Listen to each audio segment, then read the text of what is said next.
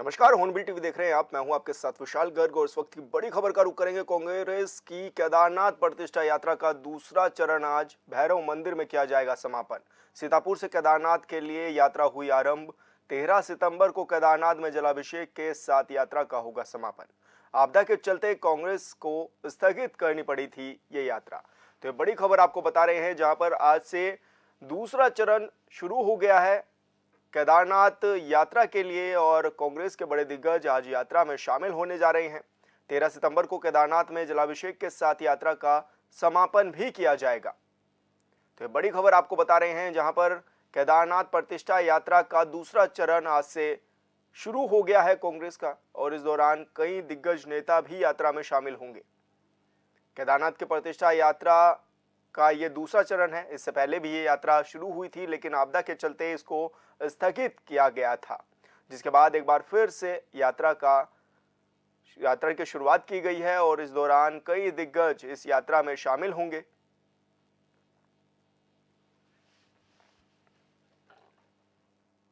और संवाददाता अरुण सैनी हमारे साथ फोन लाइन पर जुड़ गए हैं। अरुण, क्या कुछ जानकारी मिल रही है? कौन कौन बड़े नेता इस यात्रा में शामिल होंगे और किस समय इस यात्रा की शुरुआत हो जाएगी? जी सर, देखिए कांग्रेस पार्टी केदारनाथ रक्षा प्रतिष्ठा यात्रा का दूसरा चरण जो है वो आज से शुरू हो चुका है और ऐसे में कांग्रेस पार्टी के ने आज सुबह यात्रा को जो है वो शुरू कर दिया है। सीतापुर में आज सुबह 7:30 बजे सेवादल कार्यकर्ताओं के द्वारा ध्वजारोहण किया गया और उसके बाद सीतापुर से केदारनाथ के लिए जो है पैदल यात्रा वो शुरू कर दी गई। ऐसे में यात्रा चल रही है कांग्रेस पार्टी की और आज रात में जो है यात्रा जो वो केदारनाथ में पहुंच जाएगी और रात्रि विश्राम केदारनाथ में ही जो है इस यात्रा का होगा और ऐसे में फिर उसके बाद कल सुबह केदारनाथ में जलाभिषेक के साथ ही यात्रा का जो है वो समापन होगा और भैरव मंदिर में यात्रा का समापन वो किया जाएगा। ऐसे में कांग्रेस पार्टी के इसमें कई दिग्गज नेता भी जो है वो शामिल होने वाले हैं और ऐसे में कांग्रेस प्रदेश अध्यक्ष के द्वारा ये भी कहा गया था कि जो जिन्हें कुछ दिक्कत है या स्वास्थ्य से संबंधित कोई दिक्कत है तो ऐसे में यात्रा करने से बचे और वो यात्रा में ना आए। ऐसे में जो बुजुर्ग हैं या जो काफी वरिष्ठ नेता कांग्रेस पार्टी के हैं उनके हेली सेवा से जाने का भी जो है ये कहा गया कि हेली सेवा के माध्यम से जो है वो वहां पर पहुंचे। ऐसे में कांग्रेस पार्टी की यात्रा निकल रही है और पहले भी यात्रा शुरू हुई थी और हालांकि आपदा के चलते यात्रा को बीच में ही कांग्रेस पार्टी को स्थगित करना पड़ा था और तब नेता प्रतिपक्ष राहुल गांधी के निर्देश पर यात्रा को स्थगित किया गया था और तब ये कहा गया था कि वो आपदा के बचाव कार्यों में जुटेंगे। तो ऐसे में जो तमाम मुद्दे हैं उन मुद्दों को लेकर कांग्रेस पार्टी चल रही है। अभी भी जो पहले चरण की यात्रा की अगर बात की जाए तो कांग्रेस पार्टी का जो प्रमुख मुद्दा था वो दिल्ली के बुराड़ी में जो केदारनाथ धाम का मंदिर बन रहा था वो एक प्रमुख मुद्दा लेकर कांग्रेस पार्टी चल रही थी। इसी के साथ सोना चोरी मामला हो या शंकराचार्य के अपमान का मामला, इस तरीके के मुद्दे लेकर कांग्रेस पार्टी चल रही थी। हालांकि अब केदारनाथ दिल्ली का धाम का मंदिर दिल्ली के बुराड़ी में नहीं बन रहा है, उसको लेकर ट्रस्ट ने अपने हाथ पीछे खींच लिए हैं और ऐसे में ट्रस्ट का जो नाम है उसे भी बदलने का जो है उन्होंने फैसला लिया है। ऐसे में लेकिन अभी भी कांग्रेस पार्टी के जो तमाम मुद्दे हैं, चाहे सोना चोरी का मामला हो जो वो इस यात्रा का प्रमुख मुद्दा है। जिस तरीके से लंबे समय से सोना चोरी को लेकर विवाद प्रदेश में उत्पन्न हुआ है, लगातार विवाद उस पर चल रहा है कि 223 किलो सोना चोरी हुआ था, तो वहीं सत्ता पक्ष की तरफ से कहा जा रहा है कि 223 किलो सोना था ही नहीं। तो इसकी जांच को लेकर भी कांग्रेस पार्टी ये यात्रा निकाल रही कि इसकी जांच होनी चाहिए। इसी के साथ साथ शंकराचार्य ने भी जो है इसके जांच को लेकर सवाल खड़े किए थे कि इसकी जांच होनी चाहिए, आखिर 223 किलो सोना कहाँ गया। उसके बाद जिस तरीके से भारतीय जनता पार्टी के नेताओं के बयान सामने आए तो कांग्रेस पार्टी का कहना है कि उन्होंने शंकराचार्य का अपमान किया और शंकराचार्य से माफी मांगनी चाहिए। ये भी एक मुद्दा कांग्रेस पार्टी लेकर चल रही है। इसी के साथ साथ कई ऐसे मुद्दे हैं जिनको लेकर कांग्रेस पार्टी यात्रा कर रही है और ऐसे में यात्रा का दूसरा दिन है और कल यात्रा का समापन हो जाएगा। और ऐसे में अभी अगर बात की जाए, हालांकि इस कांग्रेस की यात्रा को लेकर विपक्षी दल के सत्ता पक्ष जो है भारतीय जनता पार्टी वो कांग्रेस पर आरोप भी लगा रही है और उस पर निशाना भी साध रही है और कांग्रेस की इस यात्रा को राजनीतिक यात्रा जो है वो करार दे रही है। वहीं दूसरी ओर कांग्रेस की तरफ से कहा जा रहा है कि ये राजनीतिक यात्रा नहीं है, कांग्रेस पार्टी केदारनाथ के जो ज्वलंत मुद्दे हैं उनको लेकर इस यात्रा को निकाल रही है और जो प्रदेश के मुद्दे हैं, तो ऐसे में इन सब मुद्दों को लेकर कांग्रेस पार्टी यात्रा निकाल रही है। लेकिन आने वाले जो केदारनाथ में उपचुनाव होगा उसमें ये यात्रा कितना बड़ा फैक्टर बनती है और ये जो मुद्दे लेकर कांग्रेस पार्टी चल रही है, ये मुद्दे कितने हावी केदारनाथ उपचुनाव में रहने वाले हैं, ये देखने वाली बात होगी। अरुण, क्योंकि उपचुनाव भी होने हैं केदारनाथ सीट पर और ऐसे में भाजपा लगातार ये आरोप लगा रही है कि जो कांग्रेस की ये यात्रा है ये पूरी तरह से चुनाव को लेकर यात्रा की जा रही है ताकि लोगों को भ्रम में डाला जा सके। जी सर, बिल्कुल देखिए, भारतीय जनता पार्टी की तरफ से लगातार आरोप कांग्रेस पार्टी पर लगाया जा रहा है और तमाम तरीके के जो बयान भी भारतीय जनता पार्टी की तरफ से दिए जा रहे हैं। हालांकि कांग्रेस पार्टी भी पलटवार कर रही है और ऐसे में भारतीय जनता पार्टी कांग्रेस की यात्रा को राजनीतिक लाभ लेना बता रही है कि कांग्रेस इसका राजनीतिक लाभ लेना चाहती है। हालांकि कांग्रेस पार्टी की तरफ से इस बात को लगातार नकारा जा रहा है। कांग्रेस पार्टी की तरफ से कहा जा रहा है कि ये यात्रा राजनीतिक नहीं है, लेकिन यात्रा को जो है केदारनाथ उपचुनाव से लगातार भारतीय जनता पार्टी जोड़ रही है और ऐसे में इस यात्रा का आने वाले समय में कितना असर चुनाव पे पड़ेगा, ये अपने आप में भी देखने वाली बात होगी। बिल्कुल अरुण, बहुत बहुत शुक्रिया आपका तमाम जानकारी साझा करने के लिए। और चंपावत से बड़ी खबर, भारी बारिश के चलते टनकपुर पिथौरागढ़ एनएच हुआ है बंद। ये बड़ी खबर आपको बता रहे हैं, जहां पर मलबा आने की वजह से संतोला में एनएच बंद हो गया है। वाहनों की आवाजाही भी पूरी तरह से हुई है ठप। मौसम विभाग ने जारी किया है भारी बारिश का अलर्ट। जिले के सभी स्कूल भी किए गए हैं बंद। लोगों से नदी किनारे न जाने की भी की गई है अपील। तो ये बड़ी खबर आपको बता रहे हैं चंपावत से, जहां पर वाहनों की आवाजाही पूरी तरह से ठप हो गई है। मलबा लगातार आ रहा था, जिसकी वजह से ये दोनों और वाहनों की लंबी लंबी कतारें जो हैं वो लग खड़ी हुई हैं और ऐसे में वाहनों की आवाजाही पर रोक लगाई गई है। साथ ही मौसम विभाग ने भारी बारिश का अलर्ट भी जारी किया है और जिले के सभी स्कूलों को बंद किया गया है। पौड़ी डीएम डॉक्टर आशीष चौहान ने तहसील श्रीनगर का निरीक्षण किया है। एसडीएम कोर्ट के निरीक्षण के दौरान लंबित वादों और पत्रावलियों का डीएम ने अवलोकन किया। उन्होंने उप जिला अधिकारी को तहसील में छोटे नोटिस बोर्ड के स्थान पर बड़े आकार के नोटिस बोर्ड लगवाने के भी निर्देश दिए हैं। साथ ही नोटिस बोर्ड पर तहसील की ओर से जारी नोटिस या अधिसूचना और जन जागरूकता संबंधी प्रचार प्रसार सामग्री को चस्पा करने के निर्देश भी दिए हैं।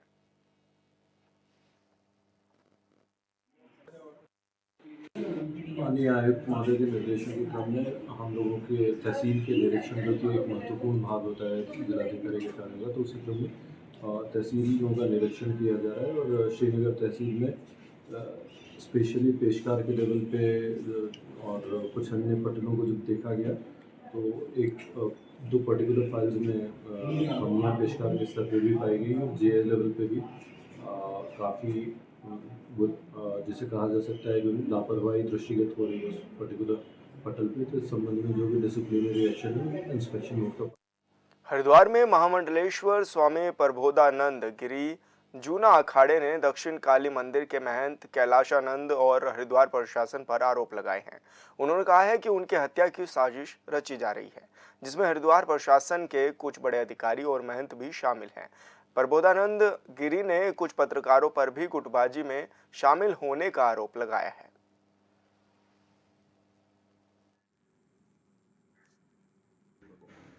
और उसे मैं पिछले 2 महीने से देख रहा हूं कि विभिन्न प्रकार के षड्यंत्र किए जा रहे हैं और मेरी अगर कोई कल हत्या होती है, क्योंकि ये मुझे इन पर शक है कि इस्लाम के बड़े जिहादियों से कहीं इन्होंने सेटिंग गेटिंग किया है, क्योंकि पिछले कई सालों से इस्लाम के जिहादियों के टारगेट पर हूं मैं। वो मुझे कई बार धमकियां दे चुके हैं, मुझ पर हमला करने का प्रयास कर चुके हैं, मेरी जान से मारने का प्रयास करते हैं। तो मुझे पूरा भरोसा है कि ये प्रशासन और काली मठ के लोग इस काम में सक्रिय हो गए हैं और मेरा आपके माध्यम से कहना है कि अगर सरकार में जरा सी भी संवेदना हो तो मेरी सुरक्षा की चिंता करें। प्रयागराज महाकुंभ मेले के आयोजन में बेहद कम समय बचा है, लेकिन मेले में महत्वपूर्ण भूमिका निभाने वाले अखाड़ा परिषद को लेकर स्थिति अभी साफ नहीं हुई है। संतों की सर्वोच्च संस्था अभी 2 गुटों में बटी हुई है। हाल ही में बड़ा उदासीन अखाड़े के दल बदल कर लेने से निरंजनी अखाड़ा गुट मजबूत नजर आ रहा है। अखाड़ा परिषद के एक गुट का नेतृत्व निरंजनी अखाड़े के सचिव महंत रविंद्र पुरी कर रहे हैं, तो वहीं दूसरे गुट ने महानिर्वाणी अखाड़े के सचिव रविंद्र पुरी को अध्यक्ष बनाया है। हाल ही में हरिद्वार के बड़ा उदासीन अखाड़े के संतों ने अखाड़ा परिषद के निरंजन गुट को अपना समर्थन दिया है। अब निरंजनी गुट के अध्यक्ष 9 अखाड़ों के समर्थन का दावा करते हुए जल्द अखाड़ा परिषद की मीटिंग बुलाने की बात भी कह रही हैं। अब ये दो लोग करे कि मैं अध्यक्ष में, इससे क्या होता है कि संत समाज की बदनामी होती है। पद और प्रतिष्ठा को लेकर इस तरह की बात करते हैं, वो अच्छी बात नहीं है। तो ऐसे का इसका मैं तो यही सलाह दूंगा शासन प्रशासन को भी और मुझसे मांगेगा कि अखाड़ा परिषद का कोई काम नहीं है। अखाड़ा परिषद सिर्फ अपने लिए मतलब उन लोगों के लिए बनी थी, साधु संतों के लिए बनी थी।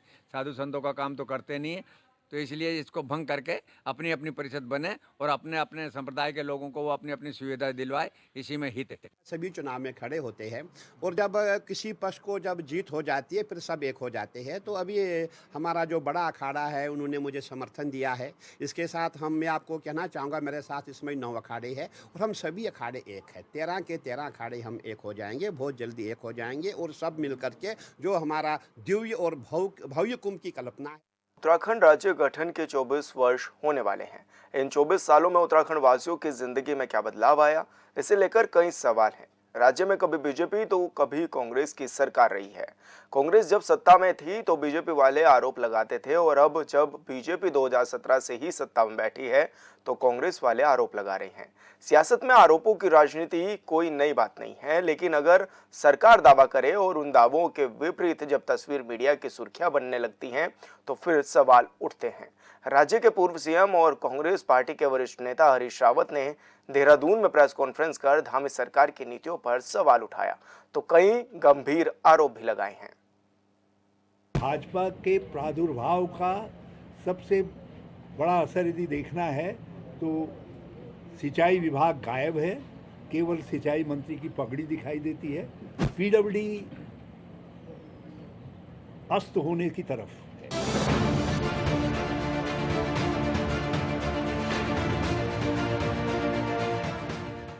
उत्तराखंड में 2017 से ही बीजेपी की डबल इंजन वाली सरकार है और सरकार का दावा है कि डबल इंजन में राज्य तेजी से तरक्की कर रहा है।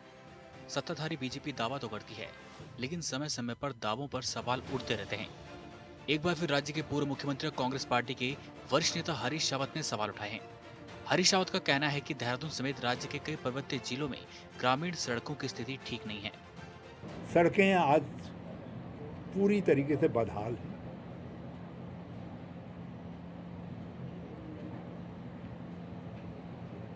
बल्कि मैं सरकार को सावधान करना चाहता हूं। मैं जब जाऊंगा इन एरियाज में तो मैं इन एरियाज के वीडियो बना करके भी डालूंगा।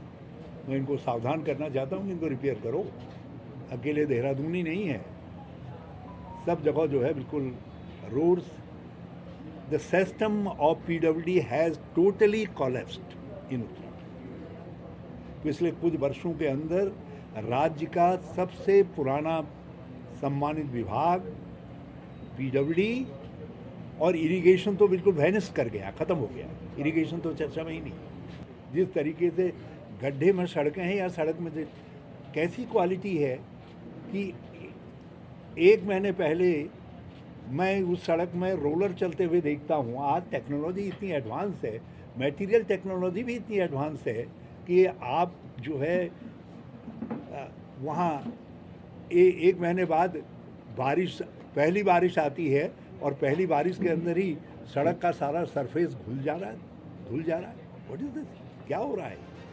राज्य की सड़कों की स्थिति पर विपक्ष का आरोप है और इन सब के बीच इस बात से तो कोई इनकार नहीं कर सकता कि चमोली के डुमक में महीनों से लोग धरना दे रहे हैं, सड़क निर्माण की मांग कर रहे हैं, जिसे पूरा नहीं किया जा रहा।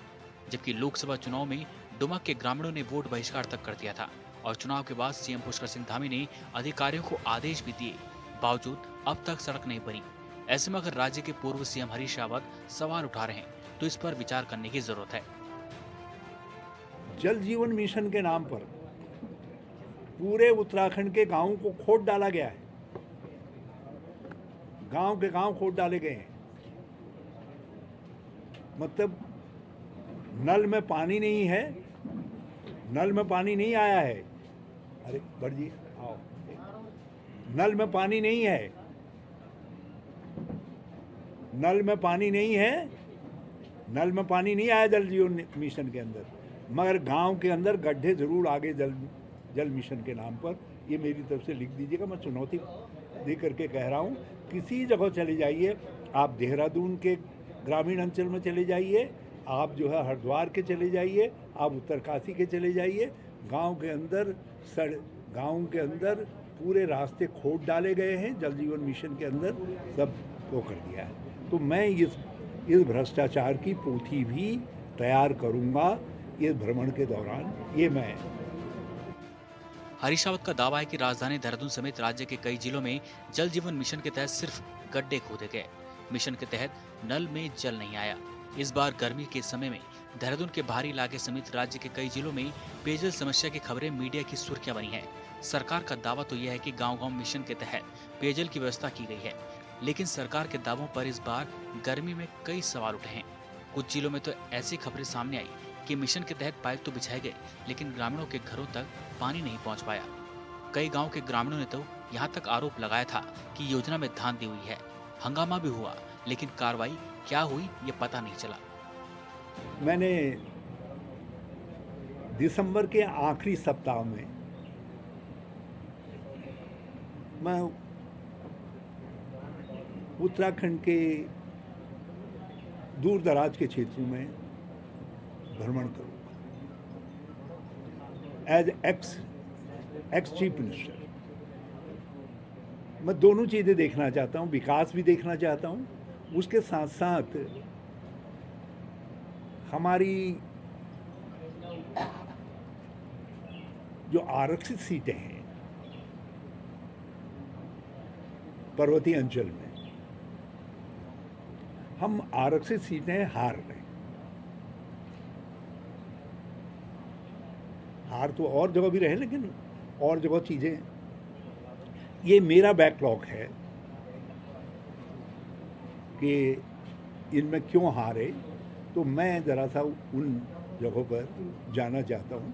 और ये बड़ा वाइड एरिया है, हमारी सीमांत सारे इसमें सब कवर्ड है, जिसमें जो है मैं जाऊँगा। हमने हमेशा इन क्षेत्रों को प्रिविलेज्ड एरियाज माना कांग्रेस के विकास के दृष्टिकोण से, और यहाँ हमने बहुत सारी योजनाएं, बहुत सारे काम स्टार्ट किए। तो ज़रा मैं उसकी तह में जाना चाहूँगा कि क्या कारण रहे कि हमारी विकास की योजनाओं का असर नहीं दिखाई दिया और इनमें हम हारे हैं। तो ये जो है, और ये करते हुए थोड़ा सा मैं ये भी देखना चाहता हूँ कि आज की हमारी विकास की योजनाओं का क्या असर पड़ रहा है, जो बहुत बड़ी बड़ी बातें हो रही हैं। देहरादून में प्रेस कॉन्फ्रेंस कर हरीश रावत ने कहा कि दिसंबर महीने में पर्वतीय जिलों में आरक्षित सीटों का दौरा करेंगे, लोगों से बातचीत करेंगे। मौजूदा वक्त में बीजेपी की सरकार की योजनाओं की स्थिति क्या है, सड़कों की स्थिति क्या है, इसे लेकर लोगों से बात करेंगे। उन्होंने कहा कि दौरे के दौरान वीडियो बनाकर सोशल मीडिया के जरिए सरकार तक पहुंचाएंगे, ताकि लोगों को पता चल सके कि सरकार के दावों में कितनी सच्चाई है। तथाकथित मॉब लिंचिंग, जिसको तथाकथित गोरक्षक आदि आदि के आवरण में माइनॉरिटीज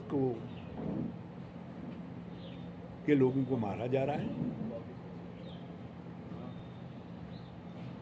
आज दलित वर्ग की बेटियां, बच्चियां सामूहिक दुष्कर्म का शिकार हो रही हैं, उनकी हत्या हो रही है। उत्तराखंड के अंदर 3 निर्भया कांड हो गए हैं, कहीं और हमको जाने की जरूरत नहीं। शांतरशा, यहीं ISBT देहरादून और रुद्रपुर।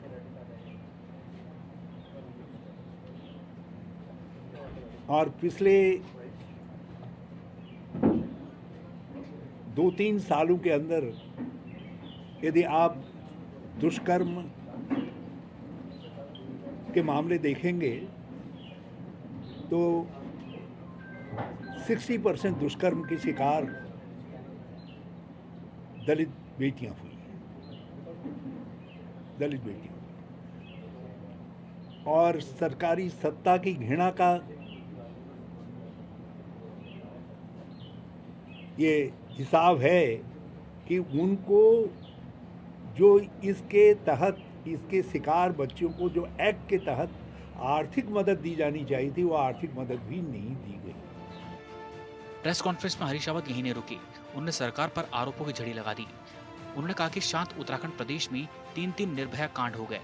उन्होंने कहा कि 3 सालों के अंदर अगर दुष्कर्म की बात की जाए तो 60% से ज्यादा दुष्कर्म के शिकार दलित बेटियां हुई हैं और बच्चियों के परिवार को आर्थिक मदद मिलनी चाहिए थी, लेकिन नहीं दिया गया।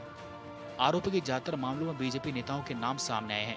हरदा ने कहा कि सल्ट मामले में बीजेपी का मंडल अध्यक्ष सम्मिलित है। ये भी एक दुर्भाग्यजनक तथ्य है कि 60% से ज़्यादा मामलों में भाजपा के मंडल से लेकर के पन्ना तक और उनके दर्जाधारी इन्वॉल्व हैं।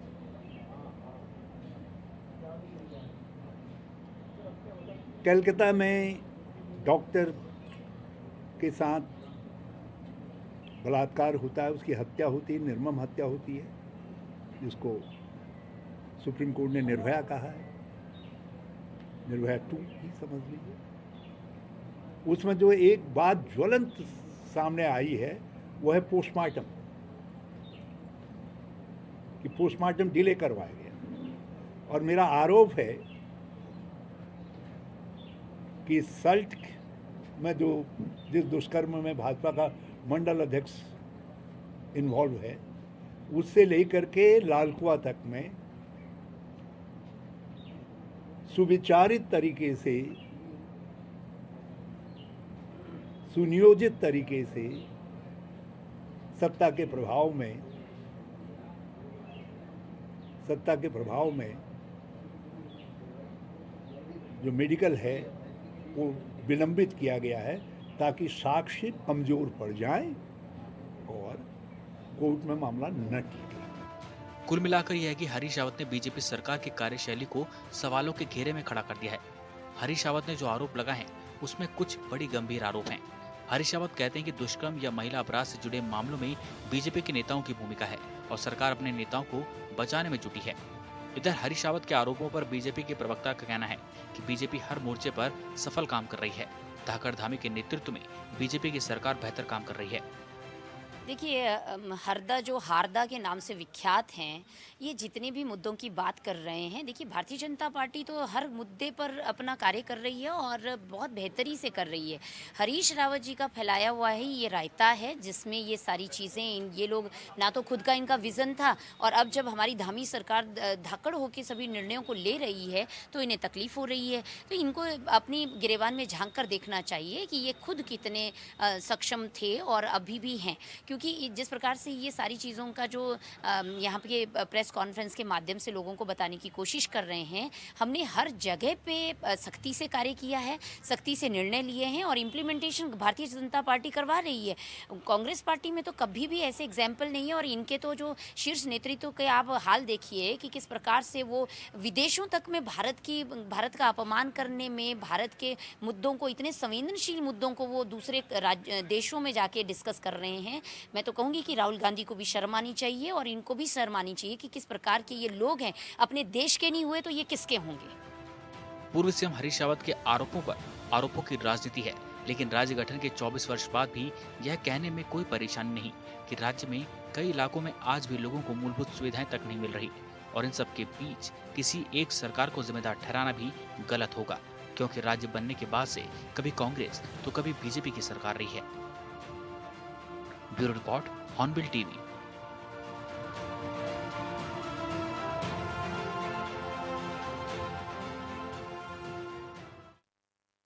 और फिलहाल इस बुलेटिन में इतना ही। आप देखते रहिए हॉर्नबिल टीवी। नमस्कार।